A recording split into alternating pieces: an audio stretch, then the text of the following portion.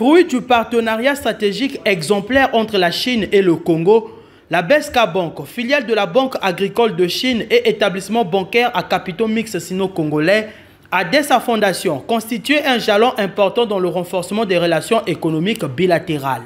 10 ans après sa création, la célébration de cet anniversaire s'est tenue autour de son siège, un imposant bâtiment qui abrite le tout sous le haut patronage du Premier ministre Anatole Koliné-Makosso. Le directeur général de la Banque agricole de Chine, Wang Ziyang, dont l'institution fut à l'origine de ce projet porté par la volonté des présidents Xi Jinping et Denis Sassou Nguesso, envisage déjà les étapes à venir pour prolonger cette réussite.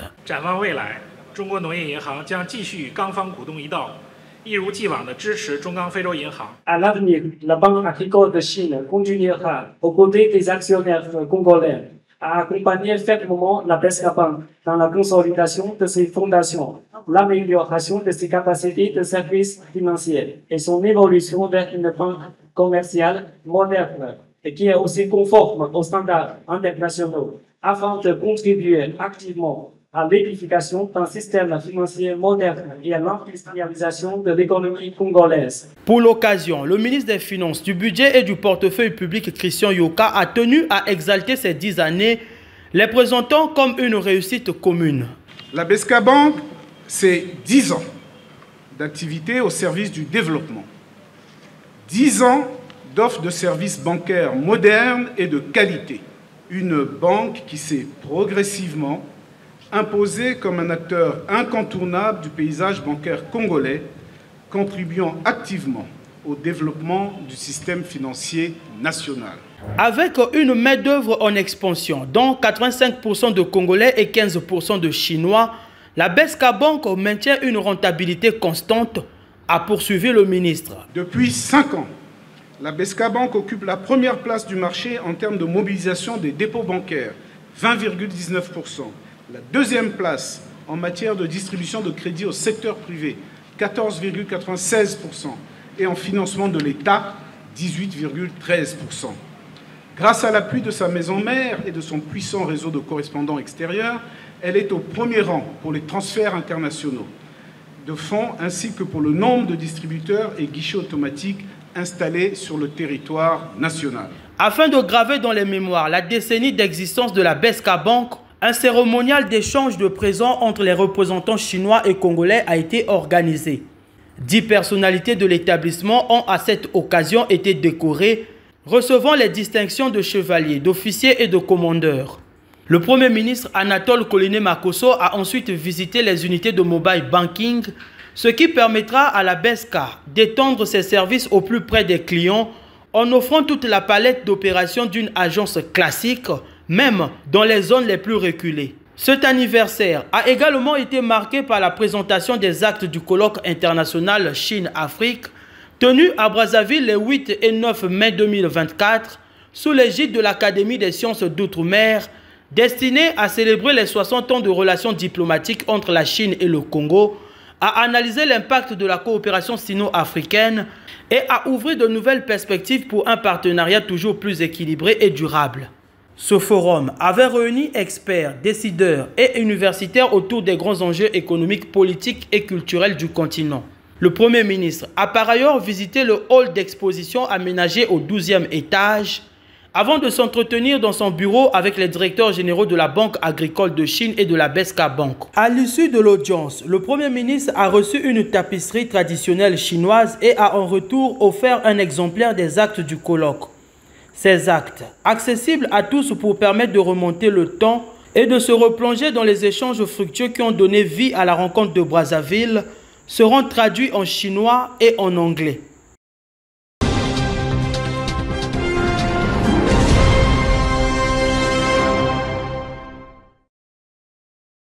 Ce congrès vise à renforcer les capacités locales, échanger sur les avancées scientifiques.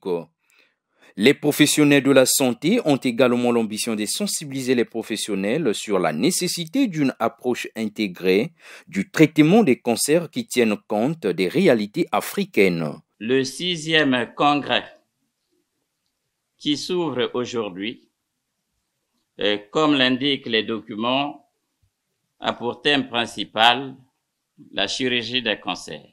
La chirurgie oncologique est un pilier fondamental de l'arsenal thérapeutique à côté de la radiothérapie. Notre volonté à relever le défi de cette spécialité en perpétuelle évolution devait caractériser la prise de parole de chaque intervenant tout au long des présentes assises. Le ministre de la Santé et de la Population a salué l'engagement constant de la Société congolaise de chirurgie dans la lutte contre le cancer au Congo.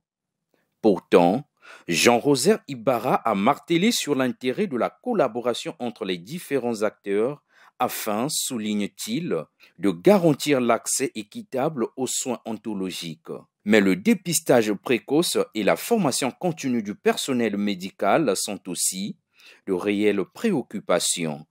Le gouvernement de la République a inscrit la lutte contre les cancers comme une priorité nationale.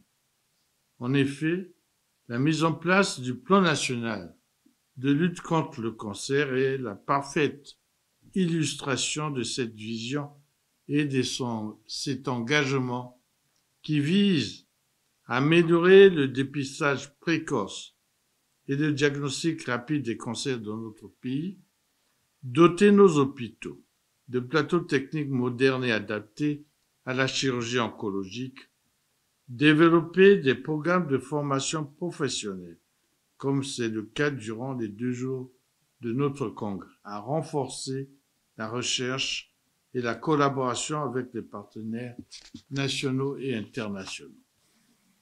Le cancer est une maladie redoutable qui constitue aujourd'hui l'un des plus grands défis de santé publique de notre siècle.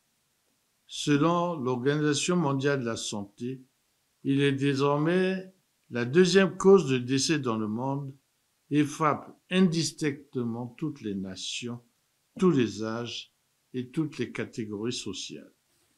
Dans notre pays, comme dans nombre de pays à ressources limitées, nous assistons à une augmentation inquiétante de l'incidence et de la mortalité liée au cancer. Cela interpelle nos consciences et nous oblige à une mobilisation collective et multisectorielle. Je vous souhaite des échanges riches et inspirants et déclare ouverts les travaux du 6e congrès de la Société congolaise de chirurgie qui se tiennent ici à Brazzaville, la capitale verte de notre beau pays, le Congo. Pour beaucoup, ce congrès marque une étape cruciale dans la riposte contre le cancer au Congo. Les 2 jours dédiés à cette conférence sont présentés comme des échanges scientifiques, appuyés par des présentations des cas cliniques.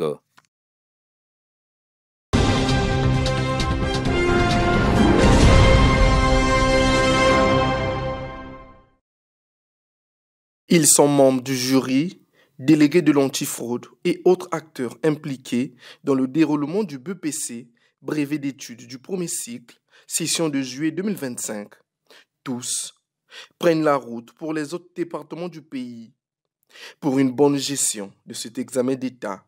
Notre mission, c'est arriver sur place, préparer le centre, superviser, c'est-à-dire contrôler tout ce qui va se passer dans le centre. Je crois que nous allons respecter à 100% les consignes du monsieur le ministre. Nous allons là comme représentants du ministre dans nos centres. Pour le ministre en charge de l'enseignement général, tous les dispositifs sont pris pour assurer le départ et l'arrivée de ces cadres de l'enseignement dans toutes les localités. On peut se satisfaire de la manière dont nous avons travaillé jusqu'à cette étape qui consacre, vous l'avez dit, le départ des différents jurys sur l'ensemble du territoire national.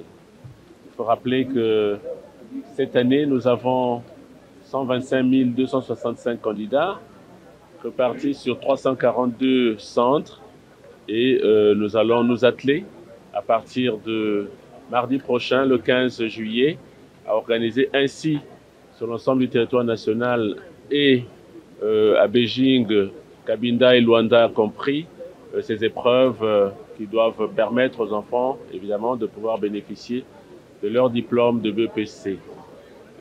Tel est l'esprit qui nous anime ce matin. Vous avez vu tout ce déploiement des différents jurys sur ce site. La multitude de bus que nous avons mobilisés pour permettre d'acheminer les différents jurys vers leur centre d'examen. Rappelez aussi qu'il y a eu des départs des hélicoptères ce matin et depuis hier et des jurys aussi qui sont partis par la route vers des localités assez éloignées. Tout ce déploiement donc s'exécute et demain encore le train partira sur l'axe du CFCO pour acheminer là aussi des jurys, tout comme ceux qui partiront demain, je l'ai dit, en hélicoptère, et ceux qui d'ailleurs sont partis aussi aujourd'hui et hier en hélicoptère pour pouvoir ainsi couvrir l'ensemble du territoire national et permettre un bon déroulement des épreuves du BEPC session de juillet 2025. Jean-Luc Moutou appelle les candidats à plus de responsabilités. Nous l'avons constaté au moment du baccalauréat qu'il y a un net recul, mais vraiment un grand recul de l'utilisation du téléphone dans les salles de classe. D'ailleurs, ils n'arrivent pas à les utiliser puisque nous avons mis en place des mécanismes pour pouvoir récupérer tous ces appareils. Et les enfants à ce niveau, notamment les élèves de 3e, sont beaucoup plus dociles, il faut le dire. Ils ont compris, ils comprennent déjà depuis l'année dernière et même depuis les années d'avant, ils ont compris le sens de leurs responsabilités aussi. Ils ont pris leurs responsabilités et ils se délestent ainsi progressivement des mauvaises pratiques et pour leur permettre enfin de mériter leur diplôme. Pour cette année, plus de 125 265 candidats prendront part au BEPC session de juillet 2025.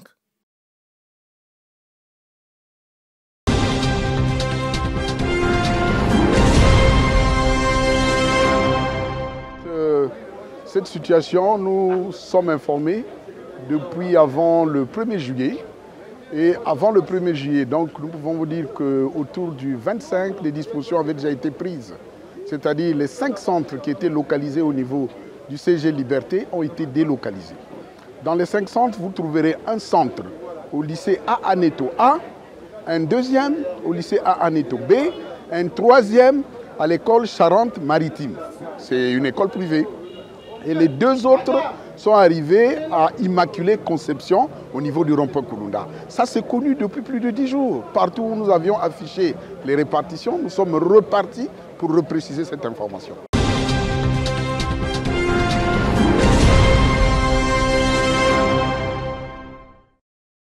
Démal dans cette enceinte des examens et concours des tables bancs tassés à l'imprimerie de l'Institut national de recherche et d'action pédagogique, un décor dans la foulée de l'organisation du BEPC. Alors que certains chefs de centre retirent déjà leur convocation, d'autres par contre viennent pour la reconnaissance des mâles. Je suis arrivé pour faire une reconnaissance dans le mâle. Dans le contenu, tout est bon, sauf qu'il nous a manqué de la planche d'appel pour le son en longueur et l'appel pour remuer la fosse. Je dois me rapprocher à l'équipe pédagogique pour trouver la solution. Mais comment s'opère cette reconnaissance? Vous présentez la pièce d'identité pour les questions de prudence. Et on vous fait rentrer dans la salle, vous reconnaissez les mâles et vous regardez par rapport aux effectifs que vous avez. Est-ce que le nombre des enveloppes ou des copies concordent avec les effectifs que vous avez dans votre centre? De plus en plus sollicité, l'INRAP tente de jouer sa partition. Un centre peut manquer de table banc et nous sommes là pour alimenter tous les centres qui vont manquer de table banc. Ici à Brazzaville, les centres qui manquaient de table banc ont été alimentés avant le bac. Mais il faut toujours prévenir. Parmi les chefs de centre, certains attendent l'équipe pédagogique la fourniture des planches d'appel et les pelles pour l'épreuve d'éducation physique et sportive. Avec les fiches d'anonymat, les copies des bulletins des examens, l'INRAP est devenu le fer de lance de la fabrication du matériel didactique et pédagogique.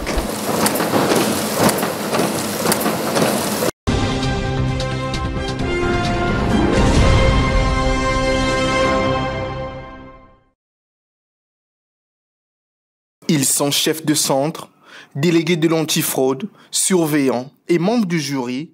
Tous ont été édifiés sur le rôle de chacun pour un bon déroulement du BPC, brevet d'études du premier cycle, session de juillet 2025. Ce rendez-vous, désormais inscrit dans notre agenda scolaire, revêt une importance capitale. Il constitue non seulement un moment d'échange et de clarification sur les procédures, mais également un cadre d'harmonisation des pratiques dans un souci de rigueur, de transparence et de crédibilité des examens d'État dans notre pays. L'organisation du BPC, vous le savez, ne tolère ni ne tolérera aucune improvisation. Elle exige une mobilisation sans faille, une éthique professionnelle irréprochable et une parfaite connaissance des responsabilités dévolues à chacun des acteurs que vous êtes. Le ministre de l'Enseignement général appelle tous les acteurs impliqués à cet examen d'État à plus d'harmonie et de responsabilité pour un BPC réussi. L'État congolais, sous l'impulsion éclairée de son Excellence M. Denis Sassou Nguesso, président de la République, chef de l'État, ne cessera de rappeler que la moralisation des examens constitue une priorité nationale. Il ne s'agit pas d'une option, mais d'une exigence républicaine au nom de la justice sociale et de l'égalité des chances. À ce titre, j'en appelle à chacun d'entre vous. Veillez sans relâche, appliquez les consignes sans faiblesse, agissez avec discernement et sans complaisance, car le bon déroulement de cette mission dépend en partie de la loyauté et de votre engagement. Je retiens de ce séminaire 3 impératifs majeurs. 1. L'appropriation rigoureuse des textes et des procédures encadrant l'organisation du BPC. 2. La vigilance absolue face au risque de fraude sous toutes ses formes. 3. La promotion d'un esprit de discipline, d'éthique et de redevabilité dans l'exécution des missions qui vous sont confiées. Rappelons que le lancement du brevet d'études du premier cycle, session de juillet 2025, est prévu pour le mardi prochain.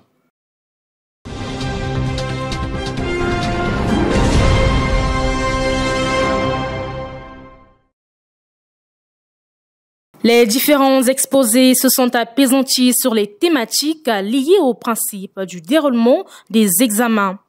L'objectif est d'assurer le bon déroulement du BPC. Et parmi les conférenciers figure l'inspecteur général de l'enseignement primaire, secondaire et de l'alphabétisation, David Boké. Le thème se repose sur 2 concepts, la supervision et la coordination. Parce qu'à ce niveau, il y a des accrochages sur le terrain. Les qualités attendues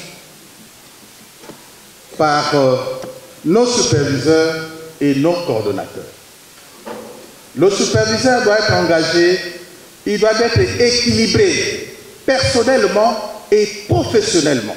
Il doit être nanti d'une expérience avérée en la matière.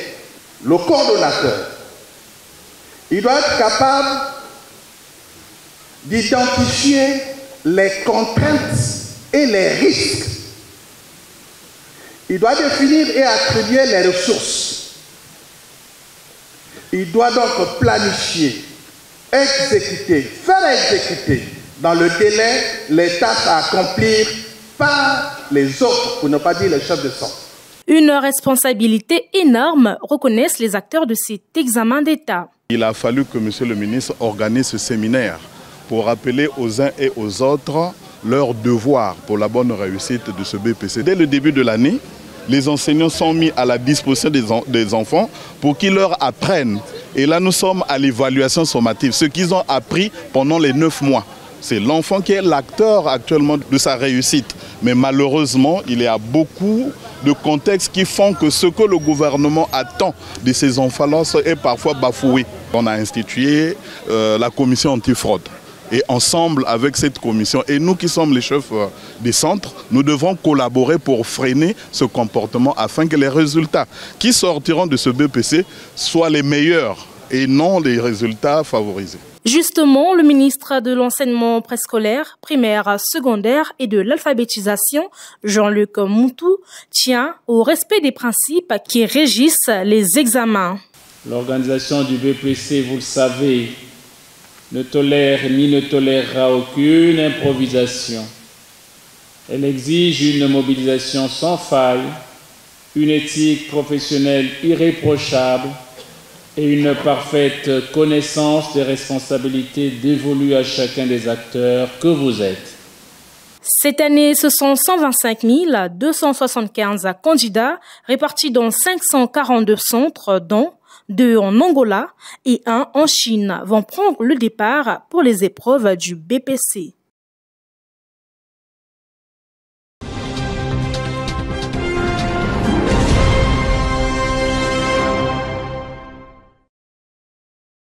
La délégation des élus locaux de la Guadeloupe, conduite par la maire de Pointe-Noire, Evelyne Titiélé, a eu l'honneur d'être reçue par le Premier ministre Anatole Koliné-Makosso. Bon à savoir, le Congo et la Guadeloupe ont en partage une particularité, celle d'abriter chacun une ville portant le nom de Pointe-Noire, désormais liée par un accord de jumelage qu'il convenait à Camille Elisabeth, maire et conseiller régional de Guadeloupe, chef de cette délégation, de réaffirmer. Au cours de cette rencontre avec le Premier ministre, nous avons parlé de jumelage, de coopération entre la ville de Pointe-Noire en Guadeloupe et la ville de Pointe-Noire au Congo. Vous n'êtes certainement pas sans savoir que nous venons de signer une convention de jumelage avec cette ville. Les deux Pointe-Noire sont unis et cette signature n'est pas simplement une formalité qui nous permet de remonter à l'histoire, mais c'est une façon d'écrire d'une pierre blanche ce qui s'est passé il y a 400 ans. Partis de la capitale économique, ils ont saisi l'occasion de leur passage pour se rendre dans le Kwilu, où ils ont exploré la baie de Luango, un site chargé de mémoire qui rapproche les peuples congolais et guadeloupéens par le poids de l'histoire. Ce déplacement a suscité chez Camille Elisabeth et sa suite l'idée de développer plusieurs projets. D'ailleurs, je disais au Premier ministre qu'il faudrait peut-être que si on veut qu'il y ait un vrai développement, que l'on arrive à raccourcir les délais d'acheminement, que l'on ne passe plus par Paris obligatoirement, mais que nous puissions avoir un pont aérien entre les Antilles et le continent africain, avoir 2 hubs, un au départ, un à l'arrivée, et peut-être prolonger ça sur le côté de l'Amérique du Nord, le Canada, ou peut-être les autres pays où il y a des descendants d'Africains qui y sont. Qualifiée historiquement de porte de non-retour, la baie de Luango ne saurait plus pour ces élus locaux guadeloupéens se réduire à ce seul pont du passé. Elle doit devenir un lieu de convergence des histoires et de projets à bâtir ensemble. Je sais que dans la baie de Luango, vous faites de la pisciculture, chez moi à Pointe-Noire on en fait, et puis nous aimerions aussi qu'au niveau de l'éducation, qu'on puisse intervenir. Alors des deux côtés, tout ce que nous avons comme point fort, nous voulons mettre à disposition des Congolais, et tout ce que vous avez comme point fort, il faudra aussi mettre à notre disposition pour que nous puissions évoluer ensemble. On relève bien des similitudes avec la Guadeloupe. On y trouve notamment le Fonda Congo qui rappelle les Congolais déportés sur ces terres, tandis que beaucoup de Guadeloupéens portent des noms à résonance congolaise tels que Mwemba, Masembo, Kanga, Zugula, Gabali et bien d'autres.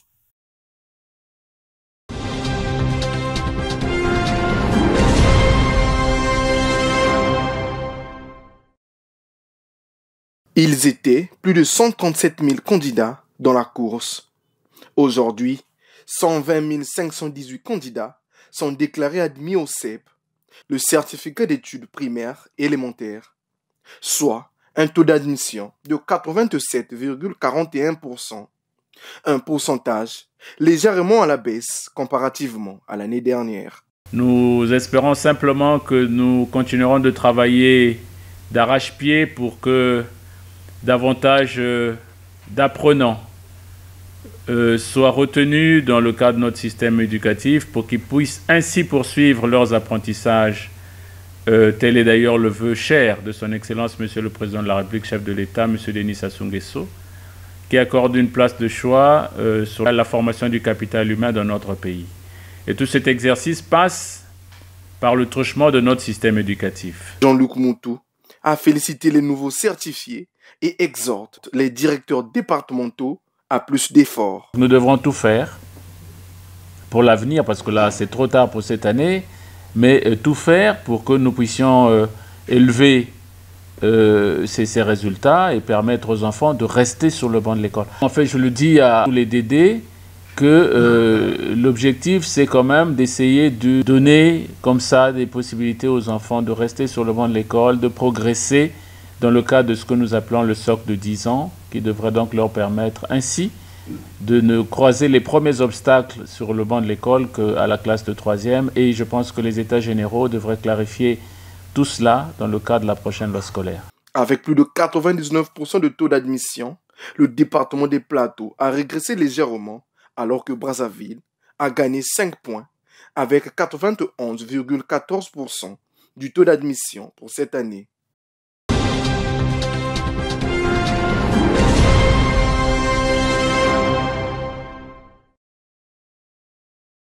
Paraphé entre les deux parties, cet accord de jumelage marque une nouvelle étape dans le renforcement des relations en matière d'éducation entre la Russie et le Congo. Saluée par les autorités des deux pays, la convention est un levier dans la valorisation des opportunités, estime-t-elle. Madame la vice-rectrice de l'université russe de l'amitié des peuples Patrice Lumumba, le lycée Lumumba de Brazzaville reçoit de vous, à travers cette convention, une opportunité dans le domaine de l'éducation, de la formation de nos apprenants, de l'amélioration des compétences du personnel administratif de l'école.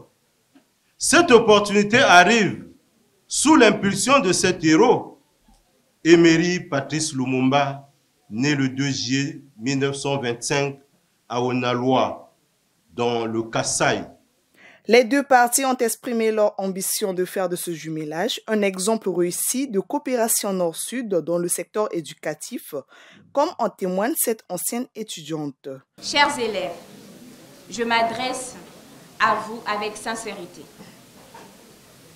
Croyez en vous, préparez-vous et rêvez grand.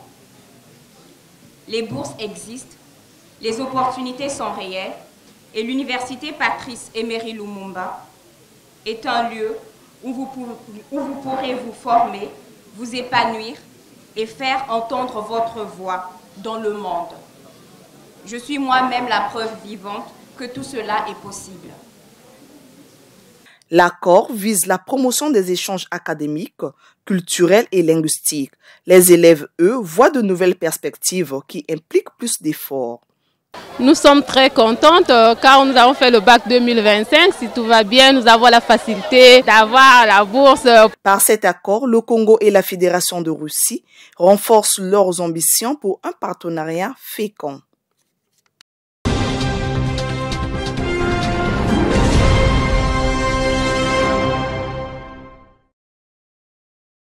Sur un total de 312 inscrits, 202 ont été déclarés admis, soit un taux de réussite de 92,3%.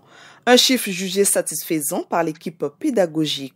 Le niveau est assez bon parce que par rapport aux résultats, nous avons constaté cette année, il y a eu hausse sur les pourcentages. Nous avons donné les cadeaux aux meilleurs élèves et nous avons primé aussi le meilleur du primaire, collège et lycée. Ici à Sion-Petra, les élèves de préscolaire, ceux qui sont en P3, nous avons fait des attestations de passage. Du préscolaire au secondaire 2e degré, les 5 premiers de chaque classe ont été distingués. Une manière pour la direction d'encourager l'excellence et motiver davantage les élèves à mieux faire. Ceux qui n'ont pas réussi, ce n'est pas la fin. Nous avons notre chaîne éducative qui mène les cours à distance, donc à la télévision. Ils peuvent suivre aussi les cours pendant les vacances. Les vacances ne sont pas faites à dormir, mais c'est à réviser aussi. Ceux qui ont eu la chance de passer en classe supérieure, comme là nous sommes en vacances, la télé donne les cours déjà de la 3e, la 4e, tous les cours passent déjà. Ils peuvent suivre ces cours à travers la télé. Quand on va revenir, ils seront comme des redoublants. Donc ils vont encore mieux travailler que cette année. Ces résultats sont la preuve que les efforts conjoints entre enseignants, élèves et parents portent des fruits. Je suis ravie de lui. Depuis qu'il a commencé les études, il est toujours parmi les meilleurs. En 6e, il était premier de l'établissement avec 17 de moyenne chaque trimestre. Ici aussi, 5e, il est premier de l'établissement avec 17 de moyenne. Je manque les mots, je remercie tout simplement l'école. Merci. Et je suis très fier en tant qu'enseignant, je ne pourrais qu'être fier en raison du travail qui a été abattu. Et raison pour laquelle j'aimerais, en passant, féliciter nos collègues. Le complexe scolaire Sion Petra est situé en plein cœur de Diré, dans le 9e arrondissement de Brazzaville.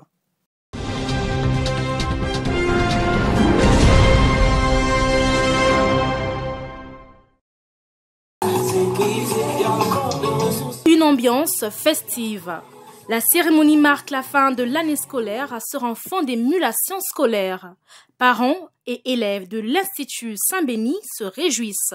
Aujourd'hui, il s'agissait de l'émulation scolaire. Ça s'est très bien passé. Les élèves ont eu affaire à la danse. Pour tout ce travail, on peut féliciter la coordonnatrice et tous les directeurs qui étaient présents et aussi aux maîtresses qui ont effectué un bon travail. J'ai eu affaire à une moyenne de 15. Je suis très heureuse parce qu'après tant d'efforts, j'ai eu un cadeau. C'était très beau aussi. J'ai fait 17 de moyenne. Je suis fière parce que je suis arrivée à une moyenne très haute et je suis nommée meilleure de l'établissement collège. À ma connaissance, cela s'est bien passé. Il y a eu des temps de distraction, des enfants ont dansé, ont présenté quelques théâtres. Pour moi, j'ai adoré. Cette différence qu'on a marquée, les meilleurs élèves, on leur a donné les filtres. Vraiment, c'est quelque chose à féliciter. La remise des attestations de fin de cycle et des prix aux lauréats constitue le couronnement du travail abattu par certains apprenants gratifiés. Dans cette belle journée, on peut retenir surtout qu'on vient de primer les meilleurs. C'est une meilleure journée pour l'école, pour les parents, pour les élèves et pour nous les administrateurs ainsi que les enseignants de notre établissement. En tant que directeur, je ne peux porter qu'une bonne appréciation parce que les moyennes ont vacillé jusqu'à 17. Quand un élève atteint une moyenne de 17, c'est qu'il s'est vraiment battu, corps et âme, pour obtenir cette moyenne. Après des mois d'études, tous s'apprêtent à passer des moments de repos et de détente, mais aussi de quelques activités économiques, indiquent certains apprenants.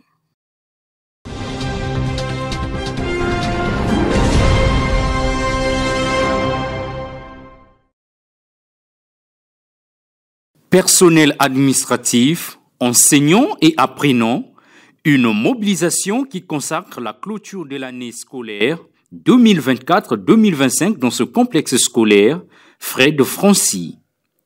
Pour le directeur, le bilan est largement satisfaisant. L'année scolaire qui vient de se terminer a été vraiment une grande réussite. Il s'agit de l'éducation. On ne joue pas avec l'éducation. Et les résultats que vous avez vus ce matin, donc ce que les enfants ont donné comme résultat et les primes qu'ils ont reçues vont de pair avec le travail qu'ils ont présenté. Des résultats également appréciés par les apprenants après 9 mois de travail acharné. Je suis vraiment heureuse parce que je suis sortie parmi les 5 premiers. Ce n'était pas facile, mais j'ai quand même fait des efforts. Je remercie tous les messieurs et les maîtresses qui nous ont enseigné toute l'année. De la joie sur les visages, une réjouissance partagée par tous, mais surtout par les meilleurs apprenants au milieu des prestations artistiques.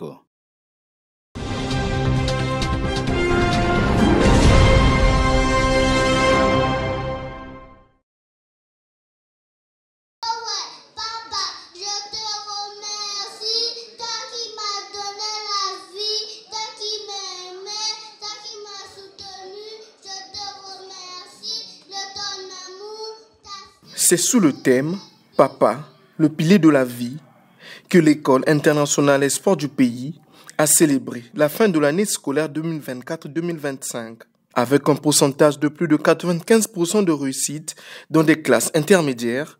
L'école entend mettre la barre plus haut pendant les résultats des examens d'État. Bon, le thème de Papa cette année a été choisi par rapport à l'activité qu'on a eue l'année passée.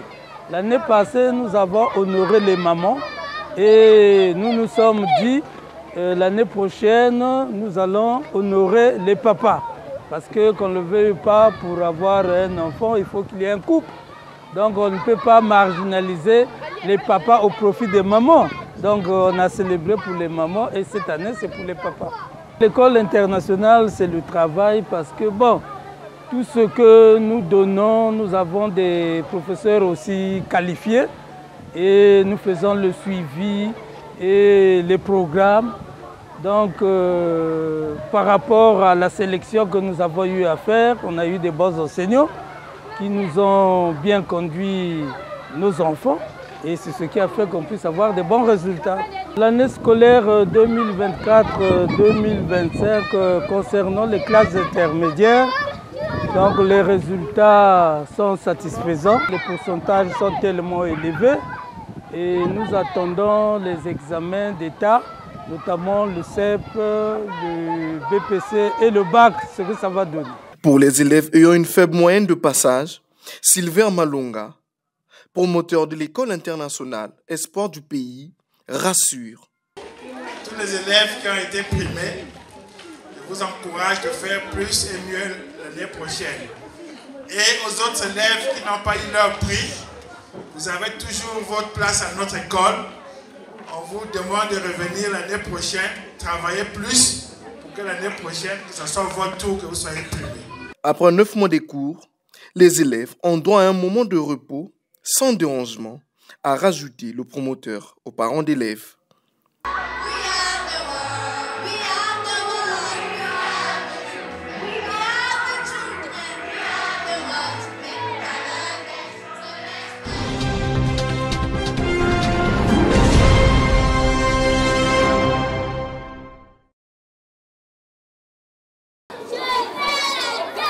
De la poésie au défilé, en passant par le journal de l'école et la lecture, le tableau consacre la fin de l'année scolaire. Une fin d'études sanctionnée par la récompense des meilleurs élèves qui se sont distingués tout au long de l'année scolaire 2024-2025. Je suis contente parce que j'ai bien travaillé et j'ai fait une bonne moyenne. Et ensuite, on m'a remis ce prix en souvenir de mon bon travail. Je peux remercier les maîtresses et les professeurs qui nous ont enseigné. Avec un taux de réussite de 80%, le complexe scolaire Fondation Mélène achève l'année scolaire avec la gratification des meilleurs élèves ayant marqué l'école. Tous saluent le travail de l'équipe pédagogique. Les résultats ont été satisfaisants. Les enfants ont bien travaillé, du CP1 au CM1. Au collège, premier là-bas à 17 Fort, chaque année on prime les élèves et aujourd'hui on a eu le concours d'une société de la place. Vraiment qui est venu nous soutenir dans cet élan-là. Avec 9,5 de moyenne, Ryan Mokendi occupe la première place au primaire. Alors qu'au collège, c'est bien Ruth Litandi qui prend la tête du peloton avec une moyenne de 17,79. Une fierté pour l'ensemble du personnel de l'école créée en 2005 dans le 4e arrondissement de Brazzaville au 74 de la rue Makoko.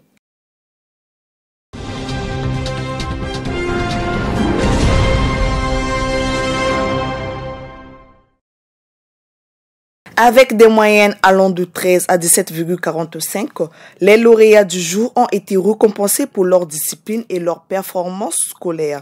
Sur 550 élèves inscrits, 488 ont été admis, soit un taux de réussite de 80,86%. C'est avec une grande joie que je remarque que l'on récompense les efforts fournis par les élèves dans cette école. Pour réussir et être premier, il faut surtout bien réviser, surtout lire, ne pas perdre de vue son objectif et continuer avec détermination.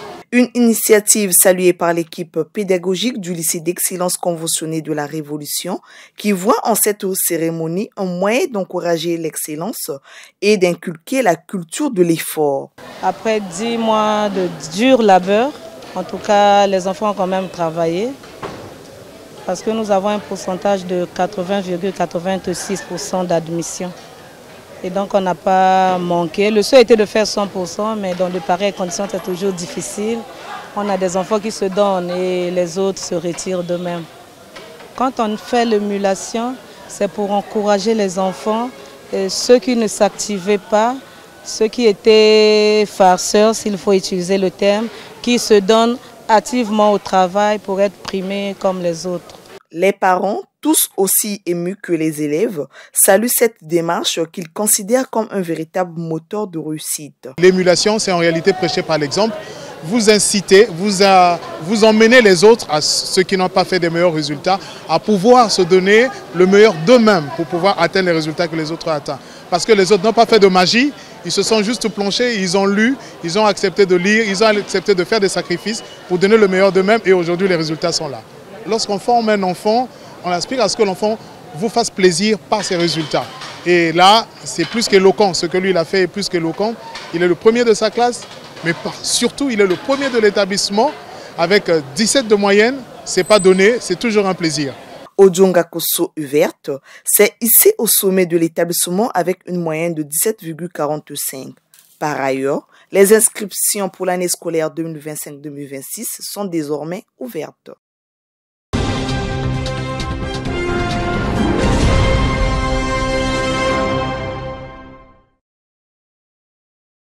Ils ont été récompensés pour le bon travail accompli durant 9 mois des cours.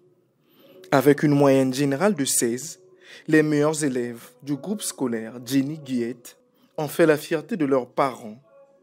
Du préscolaire au lycée, en passant par le primaire et le collège, l'école a eu un pourcentage de 90% de réussite. Au cours de cette émulation scolaire, les scènes de théâtre, de poésie, le chant et la danse ont marqué les esprits des invités. Ce enfant, à l'école, les autres vont se moquer de toi. Tu dois trouver le moyen d'inventer. Non, Luc, inventer c'est très dangereux.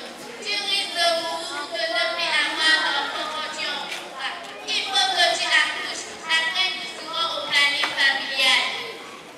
C'est quoi le planning familial?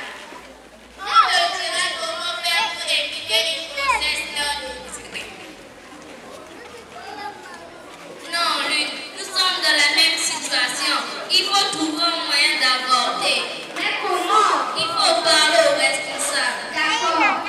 Avec l'appui de la société Régale et de Média Freelance, les élèves de cet établissement scolaire ont bénéficié des bons de réduction de 25% dans les magasins Régale pour tout achat des kits scolaires. Et je suis très satisfait.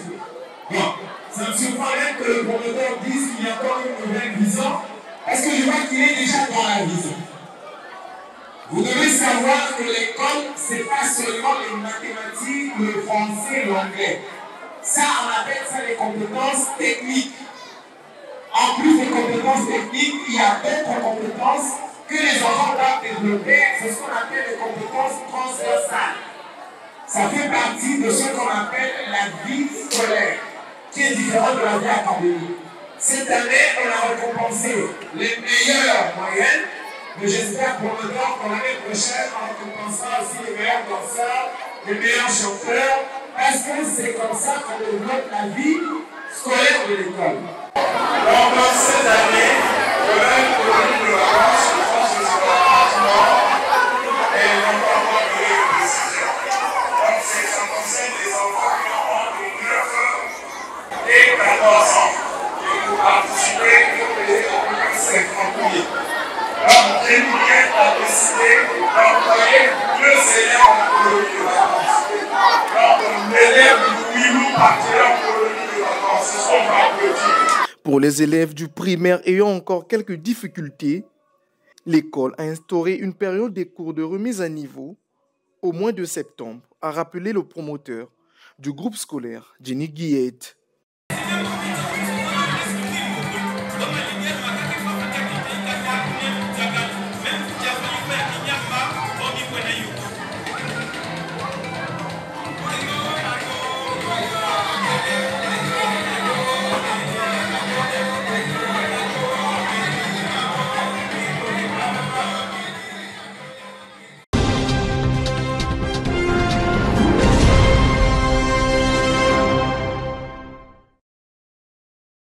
Une matinée mouvementée. L'ambiance marque la fin de l'année scolaire au complexe scolaire Amour Victoire. Sur fond de production scénique, de poésie et d'une simulation sakamos. Une approche qui vise à encourager les enfants à aimer la lecture en vue d'améliorer leur orthographe. Avant, je croyais que le Ntsakamo n'était qu'un jeu pour les enfants.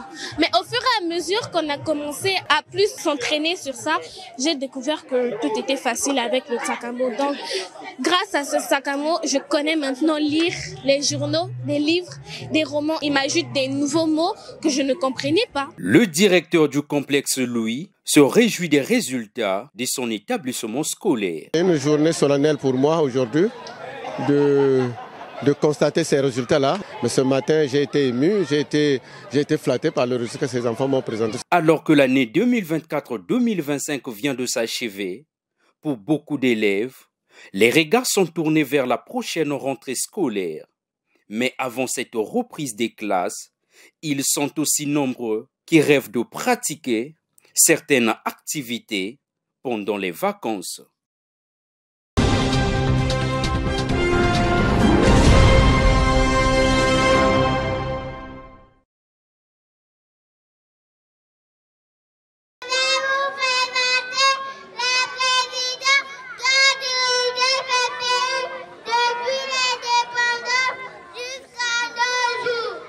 Hymne national, prestation des élèves, poésie, ces différentes activités marquent la fin de l'année scolaire sanctionnée par une émulation ici, à l'école préscolaire Liberté A. La directrice du centre explique. Le préscolaire, c'est le maillon de l'éducation, c'est la base. Un enfant qui est passé par le préscolaire, en tout cas, l'enfant est déjà habitué au milieu scolaire et l'enfant s'adapte facilement. On a prévu beaucoup d'activités. Tout ce qu'on a eu à faire dans les salles de classe, on a eu les enfants qui ont pris la place des éducatrices. Des cadeaux, il y en a. Nous avons par exemple les attestations de fin de cycle qu'on va donner. On a prévu aussi des cahiers pour les finalistes qui font en train de partir pour les encourager à aller affronter le primaire. Les talents des apprenants ont surpris plus d'un observateur, révélant ainsi l'importance du préscolaire dans l'apprentissage. Avant, je me disais que je vais perdre mon argent, mais j'ai vu par rapport au travail que c'est nécessaire. Je suis très contente d'avoir vu comment les enfants ont travaillé toute cette année. Vraiment, je suis vraiment contente. Je félicite vraiment les enseignantes de l'école. Avec cette gratification des meilleurs apprenants, c'est l'année scolaire 2024-2025 qui s'achève.